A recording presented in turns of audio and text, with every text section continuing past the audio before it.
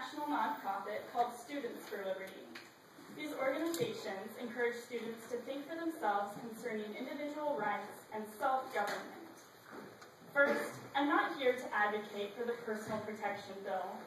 It has already been debated, and our Student Senate has voted in favor of it based on its merits.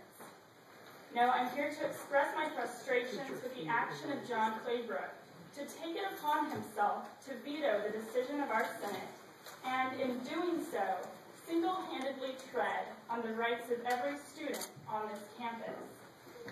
In government, it's understood that a veto is an action of great severity, the act of an executive overruling the desires of the people. Such an action cannot be taken lightly, its justification sharp and well-defined. Unfortunately, Mr. Claybrook's action does not satisfy this threshold. Consider John Claybrook's main justification for vetoing the bill. 2 referenda of students taken over the past 3 years showing that the student body is not in favor of permitting concealed carry inside buildings on campus. First, Mr. Claybrook ignores the flaws of these unscientific surveys. Any poll is only as valid as the quality of its sample.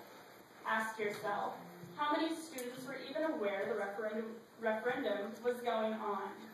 It's well documented that those most likely to participate in a referendum are activists passionately dissatisfied with this subject. Does anyone here seriously believe the results of the referendum reflect the accusation? Would there even be a bill to veto if it did? Beyond that fundamental flaw, timing must also be considered. All of the students who partook in this referendum have graduated or matured. College is a time of exponentially fast growth. How do you feel when you're subjected to the laws of past generations? Excuse me, I'm representing an org, so it should be pocket, correct? That's what they should say.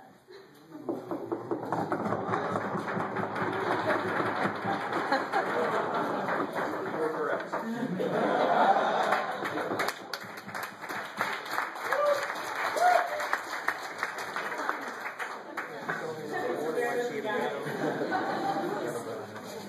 Anyway, beyond that fundamental flaw, timing must also be considered.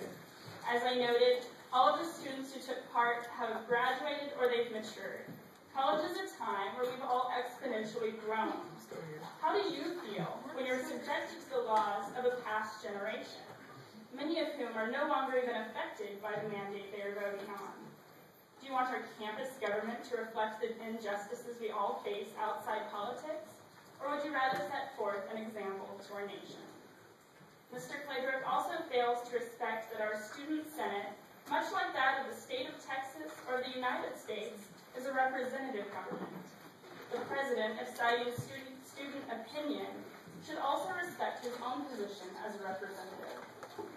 The constitutionally secured right to carry guns guarantees citizens the right to protect themselves from the threats of those who live outside the law and from the government itself. It follows that citizens should not be deprived of this right upon entering a government-sponsored institution. Carriers assume with their licenses the liabilities associated with carrying, and the liability is removed from school officials and government.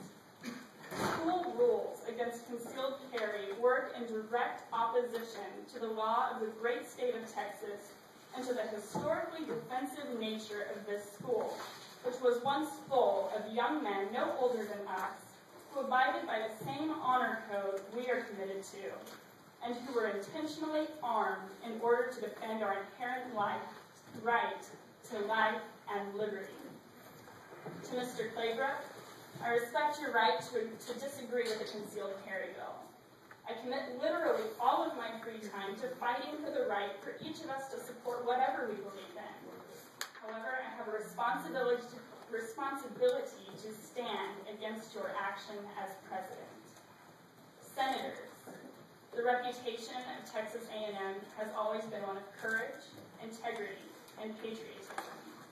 It is your duty to stand up for the principles that unite this university and our country, to allow a single man, no matter what elected office he may hold, to tread on the rights of you, me and our fellow students is a failure to live up to the commitment you have made to the legacy of this great institution. If this university will not stand up for our rights as Americans, who will? Thank you.